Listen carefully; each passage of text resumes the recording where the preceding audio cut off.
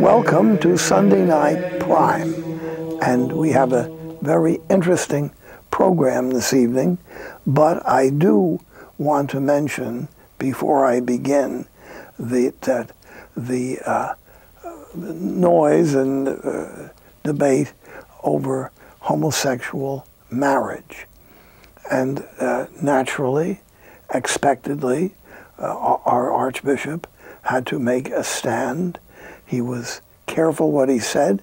He was not unkind to people, but unfortunately, he's been attacked by some people who apparently give you the impression they would be Catholics, and they are been extremely unkind to him. And I want to mention this. I have my own position here, being a psychologist. I realize that many people struggle with sexual conflicts, sexual difficulties. They don't choose this. It usually comes out of very early years of life. And no one should go out of their way at all to bother or mock or in any way deal unkindly and unjustly with a person who is homosexual. That is a cross that they carry. Now, I happen to know a large number of homosexually oriented people who live a completely chaste life, and they belong to a group called Courage, which was founded by Cardinal Cook, the great saintly Cardinal Cook, as Archbishop of New York, and he asked me if I would find it, and I found it, and I'll tell you a little bit more about it, but the group called Courage keeps going, and I'll be telling you a bit more about it during one of our breaks. Now, our two guests this evening are two of my own confreres, two of our brothers, and these are lay brothers in our community. People are unfamiliar with lay brothers. Years ago, there were large numbers of lay brothers, and people were familiar. They knew that there were teaching brothers like Christian brothers and Marist brothers, De La Salle brothers, but they were not so familiar with lay brothers. However, almost all Catholics in my time were great admirers of St. Martin de Porres, who was a Dominican lay brother and a marvelous saint, not only for African American people, but also for lay brothers. Then, when I was a boy, my family would go up to the shrine of St. Joseph in Montreal, and there was Brother Andre, the Oratory of St Joseph. Brother Andre was a remarkable, humorous, dedicated, prayerful man, around whom, like St. Martin de Porres, there were miracles about these people, both of them, all over the place. And I believe the life of Brother Andre, there were reported as many as 900 cures around him. When I was a little boy, Brother Andre came to Jersey City, and there were huge crowds. Hundreds of thousands of people came out to see Brother Andre, and he was on his way back. He said, I came here, and it was this big crowd of people. What are they celebrating? I couldn't figure out. And they were there for him. He didn't even know it. Now, our two visitors today, and I wanted you to have an opportunity to tell people about lay brothers. You know perhaps much more about teaching brothers, De La Salle brothers, but these are two of the lay brothers of my own community, the Friars of the Renewal. Brother, introduce yourself, please. I'm Brother John Joseph. I live in Our Lady of the Angels Friary in the Bronx. I've been a lay brother for 36 years, and next to me is Brother Joachim Joseph, also living at Our Lady of the Angels Friary in the South Bronx, and I've been a brother for 8 years. Brother, mind telling us your last name, your family name? Bryce. Bryce. Right. And brother, you were originally a Friar Minor, brother. Yes. I was in the Friars Minor, the Order of Friars Minor, the Brown Franciscans for 30 years, and the last 6 years with the Franciscan Friars of the Renewal. And you served mostly in? 21 years in South Africa, the rest of the time in Chicago. But South Africa. Yes, it's an exciting place. Exciting place, yes. Yes, I worked in a variety of ministries there. That's one thing about the lay brother's vocation. You're really open to work in a variety of ways to serve the Lord and the church. In South Africa, I was a boarding master at a minor seminary of 142 Zulu seminarians. I was the only what they call Abelungu, the only white man there, but I had a great time. It was a very good experience. We did a lot of things together around teaching and organizing soccer matches and that. Also, I worked in the Archdiocese of Johannesburg in the financial office. I worked with people with AIDS. It's a big problem in South Africa, and Africa in general, actually. And it was during that time when working for the church that I felt attracted to deepening my commitment, and I heard about the community of the Friars of Renewal, which of course Father Benedict was instrumental in starting. And so you joined our brothers, and yes, you switched over. I was wearing a brown habit at the time, but as I aged, I became gray, so I figured I might as well be totally gray from head to toe. So my gray hair can match my gray habit now. I wanted a more authentic Franciscan experience of religious life, and that's what attracted me to the Friars of Renewal. The quality of the prayer life, the fraternal life, the hands-on work with the poor, are very important to the brother's vocation, and the vocation as a Franciscan in general. And this is why I was attracted to visit the Friars and then eventually to transfer into the Friars of the Renewal. Why don't you tell us what you're doing now for the Friars? Right now, the Lord gave me a bit of knowledge with accounting and that, so I'm the community treasurer for the Friars. I also am the director of the lay brother formation program for the Friars, and also what they call the local servant or the superior of our particular house in the Bronx, and that keeps me quite busy. It sounds like you don't have too much. But I'm loving it every day. Isn't that wonderful? It's enjoyable. Isn't it wonderful for someone to be able to be doing all this after a long life of service, and you're enjoying it? I think every day has been a very blessed day.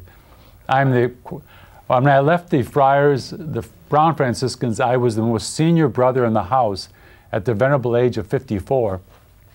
Now, with the Friars of Renewal, I went from being, the youngest brother in the house to the oldest brother in the house, which has its blessings too, and also its challenges keeping up with these young men. But I think the Lord has allowed me to be there at this time to help me shepherd them in their formation, which I'm very grateful to be able to do. May I make the observation, however, that by no means are the oldest of the Friars. Oh no. Ta-da. Venerable Father Benedict here is pushing 80 very right, pushing 80 very hard there, but gently. And brother, now you tell us a bit about yourself. Well, I grew up in Massachusetts and moved to Florida, and then eventually when I started hearing the call didn't want to hear the call at all, Father. I didn't want to hear it at all. And started dating a wonderful girl, and she turned out to tell me about the friars and would talk about the brothers. And I didn't know anything about brothers at all. I only knew about priests. I've heard vaguely of monks. And even though I went to Catholic school, I didn't know anything about brothers. So when I heard it, something kind of clicked in my head. Eventually came up to visit the friars and knew the first time I stepped into a friary, this is where I'm going to spend the rest of my life. And I've been up here now for 8 years and work with the young people in the South Bronx, which is a great joy. You know, when you take a celibate vocation, you know, you give up having a family, but you know, what a family the Lord's provided for me, you know, with all the kids that I work with in the South Bronx. What do you do? Tell our folks. Well, we have a youth center there in the South Bronx. It's a old Catholic school, St. Adalbert's Parish had, and we transformed it into a youth center. And at that youth center, we provide a Bible study, adoration. There's a basketball court there, which draws the kids in, but they stay there for the prayer. We also teach a sacramental program to the kids.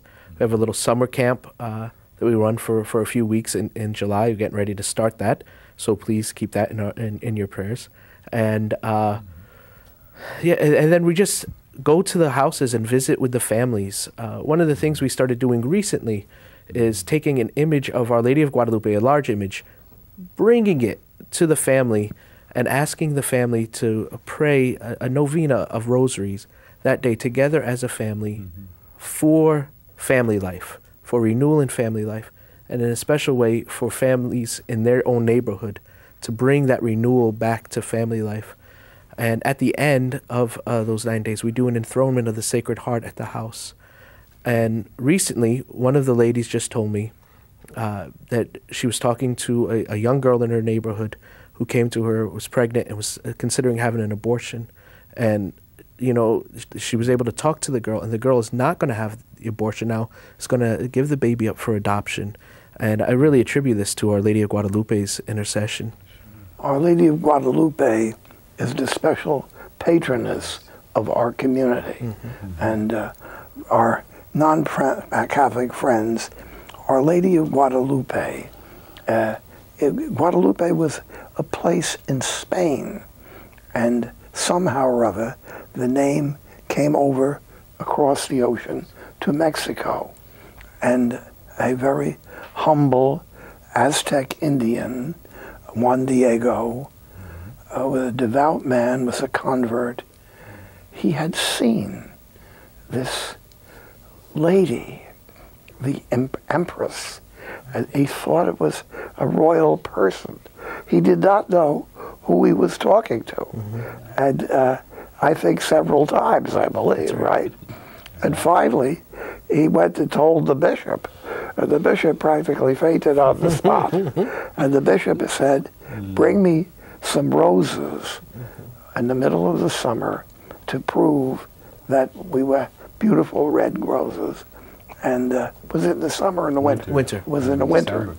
And he came back with, the lady gave him these beautiful roses, had them all wrapped up in his tilma, his coat or blanket, and he opened it up, and the bishop fell to his knees, because there were no roses, but this beautiful image of Our Lady of Guadalupe.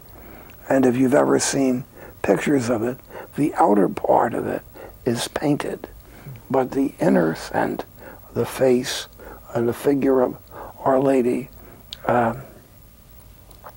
is not made by any means that anyone can understand. And one of the learned societies, just for the moment, I can't think of their name, their scientific organization on pictography. And they said it was the most unique object in the history of pictography. No one can tell how that faces. It's not woven, it's not painted, it's not dyed, but it's a beautiful face. But it's a wonderful experience.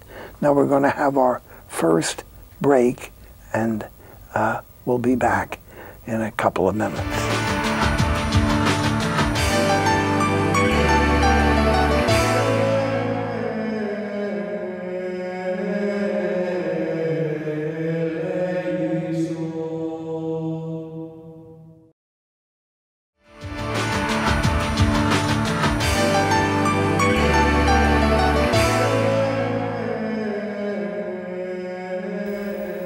Now, as we're going on, we will have a little discussion. We're going back to you gentlemen. Here you are. You have founded your vocation. The rest of your lives, you for many years already, is a lay brother. And we mentioned the two great brothers of our time, popular ones, St. Martin de Porres, a Dominican lay brother, and Brother St. Andre of Bissonnet of the Oratory of St Joseph.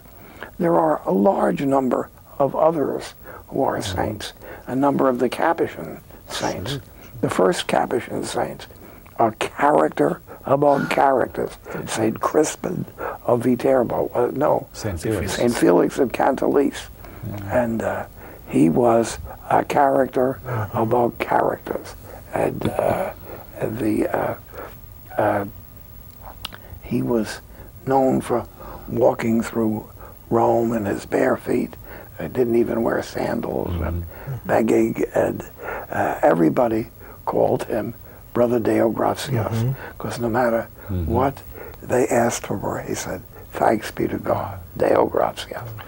And and if you're familiar with Europe at all, the figures in the past of immense numbers of brothers of different orders, but particularly of the Capuchins. At the time of the American Revolution, there were 70,000 Capuchins in the world.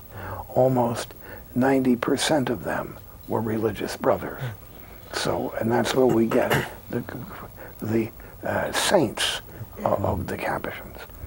The word Capuchin, by the way, that you hear, and that's our community grows out of the Capuchins. It means capuch. It means the hoods.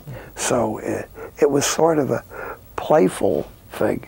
They were the Franciscans with the hoods, the cappuccini. Now, let's take a look at the vocation of the brother.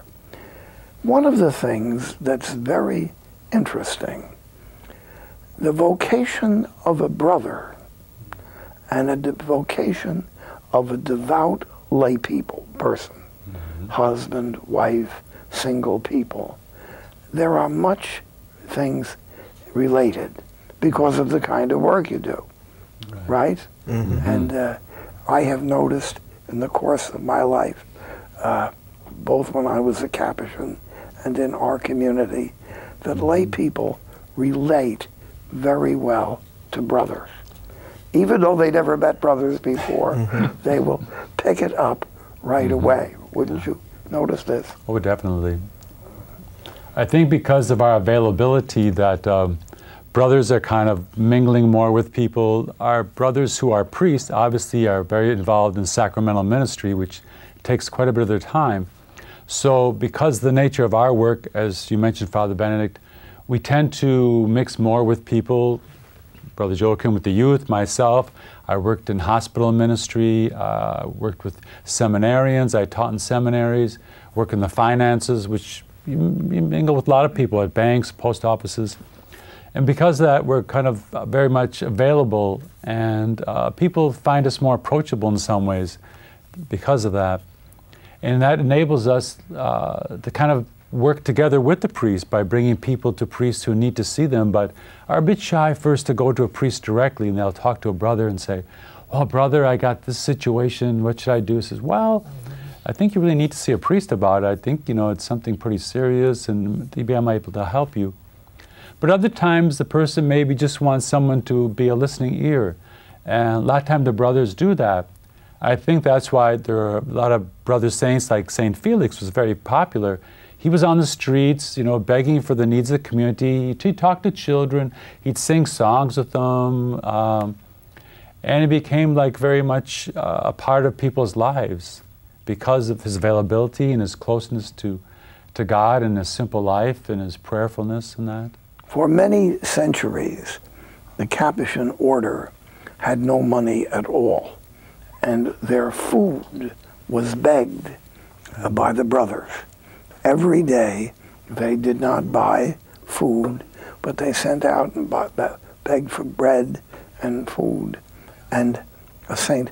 Felix, that's indeed what he did. Mm-hmm. And you'll often see, years ago, a statue of one of the lay brothers mm-hmm. with a big sack on his back. And people were delighted to give something to the brother. Mm-hmm. Not only Catholics, but other people. Oh, sure. And there is a number of stories of how Jewish people living years ago in Italy, the Jewish people lived in their own area. They were well treated. The Jewish city section of the city of Rome, called the ghetto, was rather elegant till modern times. Mm-hmm. It was never closed until the German General von Kesselring closed the ghetto in Rome. But the word ghetto wasn't so bad. No. You could do it quite nicely. Yeah. And the brothers would go there, and they would be very well received. So it was a vocation that brought people together, and it didn't turn people away. I'm sorry to say that maybe some of the clergy are argumentative or demanding or things like that. You would not find that with brothers. When I was a young friar in New York, there was a very famous brother, Brother Aloysius, otherwise known as Brother Al. And when I first came to become a Capuchin and had to go out in the street as we do with our habit on, people would always say, "Oh, are you with Brother Al?" Brother Al. Everybody knew Brother Al. And he was a character and knew. Did you know Aloysius? No. But there are many stories. And St. Felix, the first brother, he was out begging, and a cardinal was coming by. And the cardinal was giving out coins to the poor. So the cardinal, speaking about a quotation of St. Paul, St. Paul said, "Money I do not have, I will give you the gift of God." And the cardinal said, "You know, brother, unlike St. Paul, I can't say that I have no money. And I can't say this." And St. Felix said, "And you can also not say, take up the layman and we're going to start to walk." Crash. And so in the old days, there were innumerable stories about lay brothers who had smart remarks to make some of the hierarchy. And it's been oftentimes, particularly like John Paul II, coming from Poland, he was familiar with lay brothers. Yes, and it was.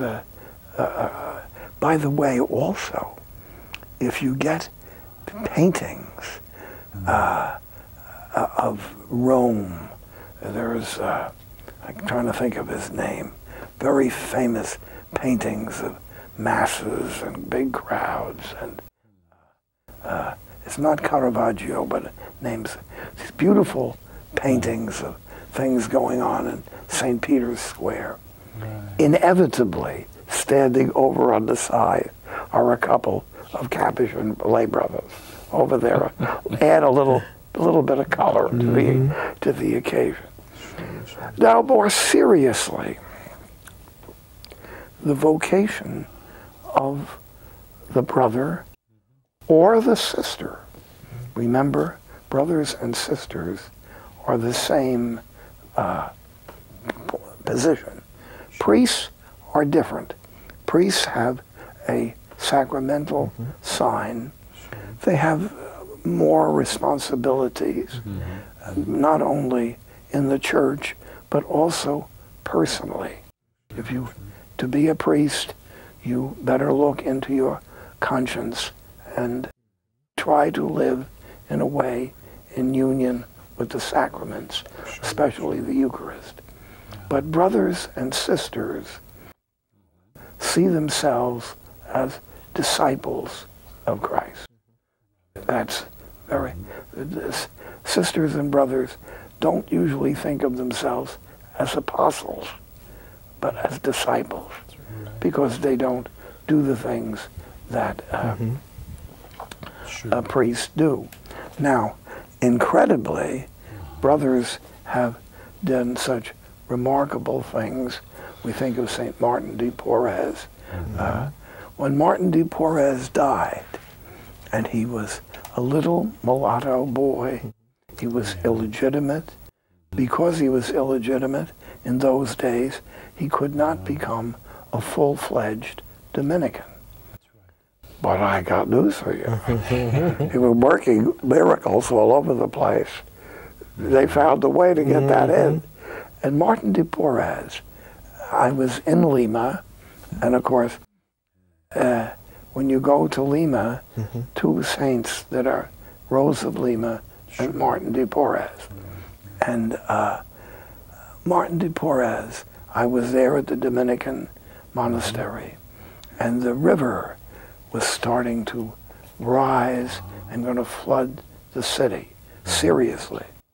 And Martin de Porres went down, this humble lay brother, and he stopped the river.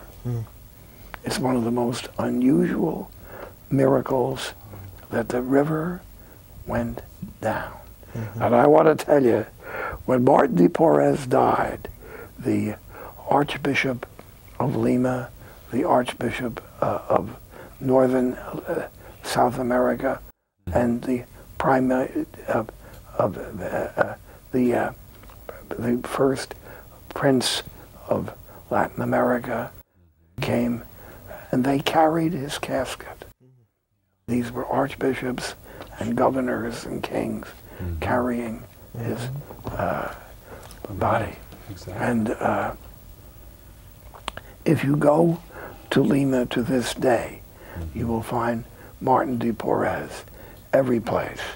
I was walking by, and I looked at the window, and I saw a bar. And there was Martin de Porres right behind. Dedicated to him, and everybody. Oh, my. And they called him Fray Escobar, Brother Broom. Brother Broom. Brother Broom. Ah, yes. Because the paintings of him show him carrying a broom as a lay brother, clearly fixed. And always at the bottom, there are mice, a couple of little mice, because it was famous that he used to feed the mice. He would leave a little something. He didn't live in New York City. No. They feed themselves well. he's not a sophisticated person, Martin de Porres. In a minute, I would like to be able to talk about Brother Andre. Ah, yes. Brother Andre, and we'll come back to him because he is the great lay brother of North America, and I feel badly that the Oratory of St Joseph and his life is not well known. And I'm going to be asking some of the people from St Joseph's Oratory to come down and go on this program, and they could tell us a good deal about him. Going to have a little break, so enjoy yourself, and we'll be back.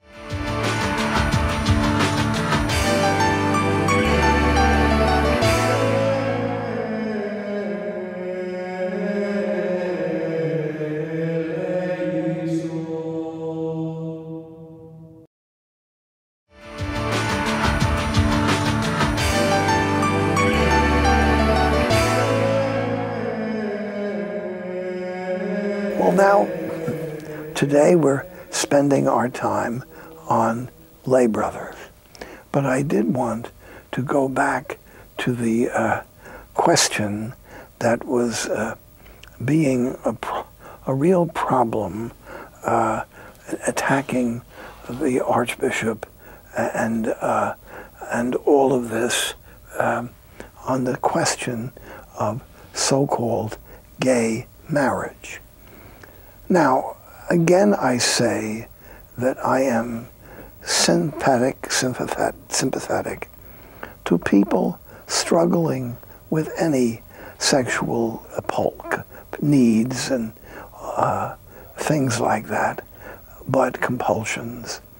And probably the vast majority of people would know that they could fall into obsessive compulsive sexual behavior. It may only be masturbation or pornography or whatever it may be. And certainly, I mentioned there are many chaste people, men and women, who experience homosexual attractions, and they lead devout and holy lives. I wouldn't be at all surprised if you look at the list of the saints that you'll find a few people there. You won't know it, but that's what they were struggling with, and that was their way to holiness. However, the question of marriage between two men or two women is, first of all, completely violates the idea of Christian marriage, the sacrament. It's completely different.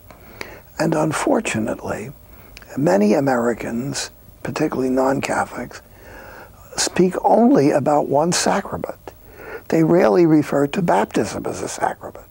They never call the Eucharist a sacrament, but they'll talk about the sacrament of matrimony.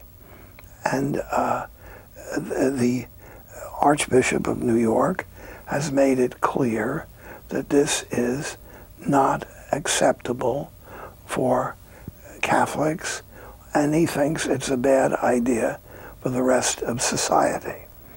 Now, that issue is going to keep going on, and unfortunately, there are writers, sarcastic, caustic writers, particularly a woman, who attack the church and attack the Archbishop, although she tells us she's a Catholic. Good luck.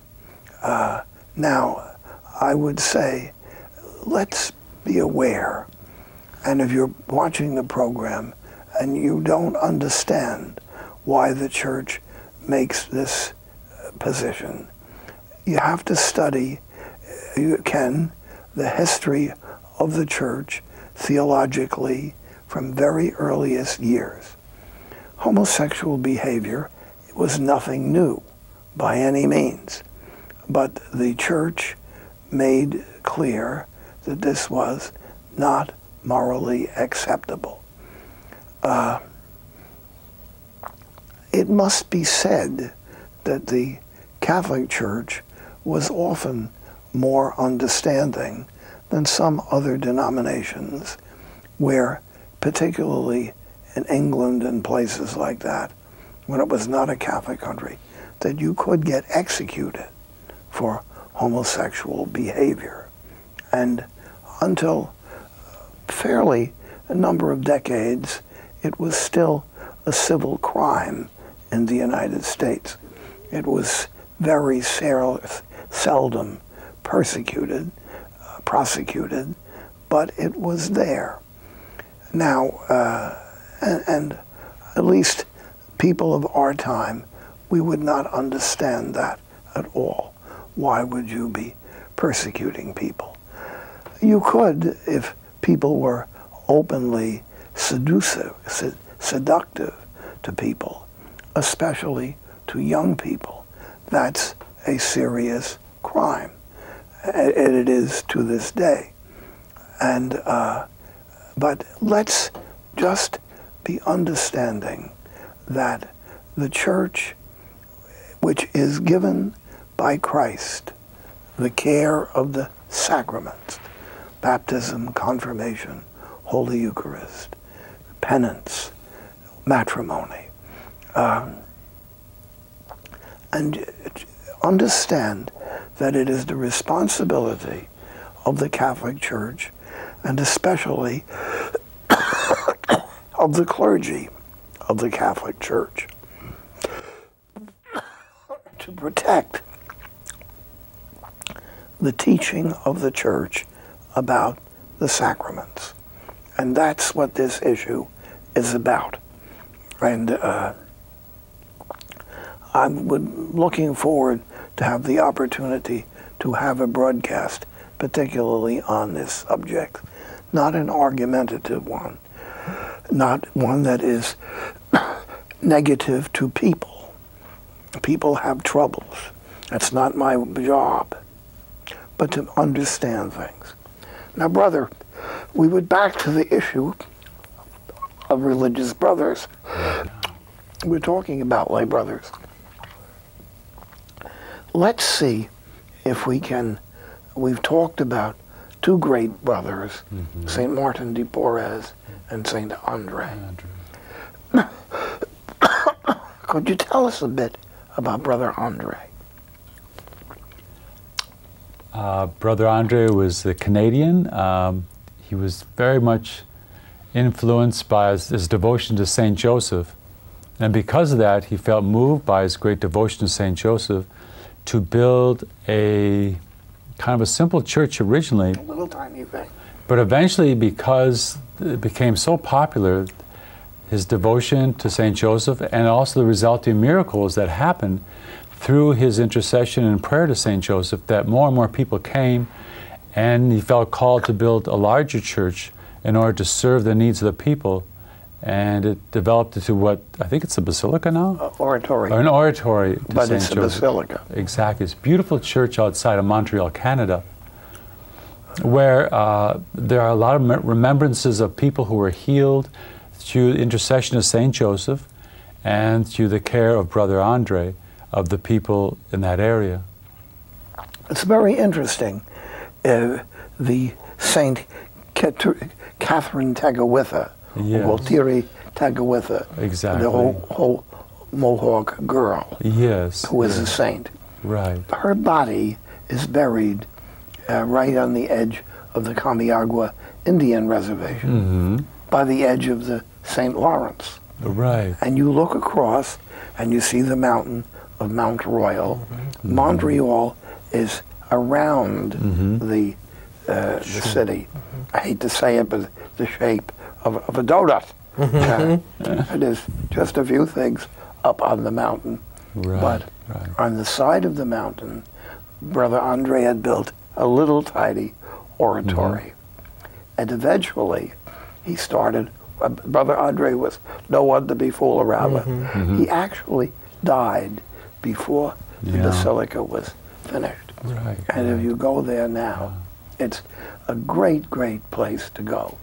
Any of you, by the way, are ever looking for something to do for your vacation and you want to drive up into the province of Quebec, go to Montreal and see the Oratory of St Joseph.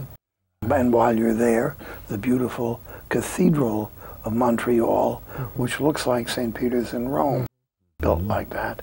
And then you go on up the edge of the St. Lawrence, and you come to Cap de Madeleine, a beautiful shrine, name of Saint Mary Magdalene, Cap de Madeleine. And you push on to the shore, the oratory, the shrine of Saint Anne de Beaupré. De Beaupré means of the beautiful meadow. And all of these are beautiful spiritual places. As a little boy, I went with my family, and we would make the great, in the summer, we would make the great pilgrimage. And we were always very, moved by that, and I was fascinated by everybody talking French. And that's why I decided I would learn how to read French, speak French, a peu, a little bit. So here was this humble brother, Brother Andre, and he's now it's unfortunate, and I have to say this carefully. There was a spiritual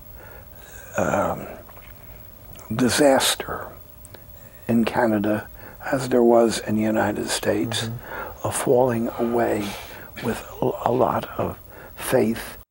And it was particularly noticed in Quebec because 95% of the people went to Mass every Sunday. And that somehow or other, that went down. But I am praying to St. Andre and to the French Canadian martyrs, priests and brothers of the Jesuit order who were the missionaries who were killed by the Iroquois. St. Isaac Jogues, a priest. St. René Goupil was John de Brebeuf. René Goupil was sort of like a brother. He was a permanent, what they called donné, a person who had given themselves like an oblate almost. As an oblate. That's exactly what the word means. And these are the beautiful saints of Canada. And in the United States, in Orisville, New York, west of Albany, is a beautiful shrine to the North American martyrs. Orisville, New York. Be very worthwhile during the summer to go make yourself a nice pilgrimage. Now, of course, other parts of the states, like Father Sarah out in the far west, and we have different people like that. Now, we're back to Brother Andre and Brother Martin de Porres. Again, I said, the vocation of the lay brother is not too well understood. Or understood, it's not too well appreciated. But a brother, in many ways, is the original monk or the original religious. Exactly. Because the first of the monks of the West was St. Benedict, and he was not a priest. And St. Francis was not a priest. Some people think he was a deacon, but that he was certainly not a clerical person.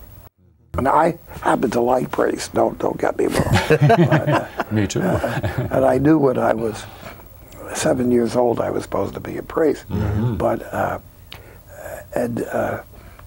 isn't it beautiful that we have this vocation? And in the Capuchins, we have a man coming up to be canonized, Father Solanus. But Father Solanus was halfway a brother because he flunked theology, and so he was ordained understanding that he would not preach or hear confessions. And the people in Yonkers referred to him when he was there as the brother who says Mass. Because he always worked as a brother, answering the door and taking care of the flowers and the altar boy. The brother who says Mass. Isn't that interesting? Right. He became quite famous in Detroit when he started the soup kitchen there during the time of the Depression. Oh, yes. And through that met many, many people and helped them through his counseling, through miracles which started to happen actually through the Lord's intercession from Father Solanus. If you went to Detroit today, you would find hundreds, probably, well more than 1,000 people coming to St. Bonaventure Monastery on Mount Elliott Avenue to get their food, their meal.